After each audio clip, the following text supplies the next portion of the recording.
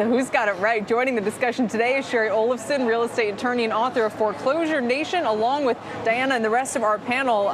So Shari, welcome. And listen, is the housing market healing or no? Are we being deceived? Well, you know, Kelly, anytime we see over 1 million in new starts, we're happy. The magic number is 1.5 million, which would get us back in terms of historical numbers. But it's been over 5 years since we were at that level. So when we see 15 or 20% increases in starts, really, that's playing a lot of catch up. But I think Diana hit the nail on the head with the problem in single family, which really concerns me. We're seeing huge spreads between the number of single family and multifamily new permits and new starts. And the problem is that single family homes cost about 3 times what they cost a multifamily unit, an apartment unit costs to build. And so the fact that we're seeing mostly multifamily means we're not seeing the jobs, we're not seeing the spending, we're not seeing the tax revenues that we'd be seeing if this was single family. You don't think this is what the buyer wants? You don't think this is what people want? You think this is what the only thing that people can afford, in other words, is these rental units instead of a single family home? Should we not be building these? Certainly. Yeah, certainly that's part of the issue, Kelly. I mean, builders are building what they think the demand is there for, but the fact that they're only building the rentals is further entrenching this issue. I mean, there's no doubt when you look at the new household formations, that's the key. Until we see new households being formed, and that goes to affordability. Until these younger folks can afford to move out from their parents and pay less than first, last, and security, this is the situation we're in. Diana? Shari, but you're still not seeing household formation. Household formation consists not just of people buying a new house or becoming a new home owner. Household formation also consists of new rental occupancy, and we're still not seeing that household formation come up because we still have a lot of kids living in the basement. Now, you're going to start to see them move into these rentals, which is why you see all these units going up behind me and in big cities across the nation.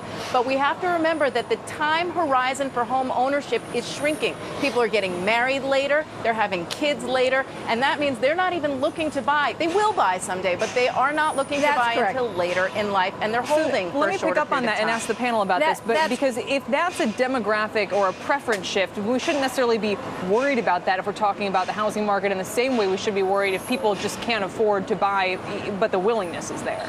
There's a precedent here. Let's take a country like Switzerland, population of 7 million people. There are no new standing alone homes on quarter-acre lots anymore because the society there has come to understand they're either going to rent, live in 1,000 square feet, or start a family in something that's multifamily because that's what they can afford, and that's exactly the way the mortgage market works there. Why isn't that happening here? And it seems to be exactly the case. The society is adjusting based on the people's ability to afford it and decide whether they're going to go into debt or not. In Switzerland right now, rental is way hotter than ownership. You can talk Switzerland. You can come back to Go ahead, Herb. Well, you can go back to where I live in San Diego, which is a remarkable, North County, San Diego, to watch the construction and housing starts there. And we're not just talking about single family, and we're not talking, there are the 5 and 6 and 700s. The ones that are just going up like hotcakes are well over $1 million, tract homes, just, you know, right next to each other. They're not McMansions. They're compressed, even though they may be 4,000 square feet, 5,000. They're compressed on little lots, but they're just, I'm amazed when I go by them, and I do the shopping of them. I'm around them. I'm looking at them, and I am stunned by the still affordability. Now, a lot of that, by the way, when you talk to real estate agents, where I live, they're coming from China. There's a huge Asian component in Southern California, which is, again, driving this, which may counter the structural aspects that Diana was talking about. But there is a break in the market here. Yeah, but you have the add to that. Go ahead, Diana. I'm just saying, you got to know whether or not, we talked about the Chinese coming into Southern California. We were in Irvine. They were coming in droves to these new developments by our, KB Homes, Lennar, all the big names were in there, building homes priced over $1 million, like you said.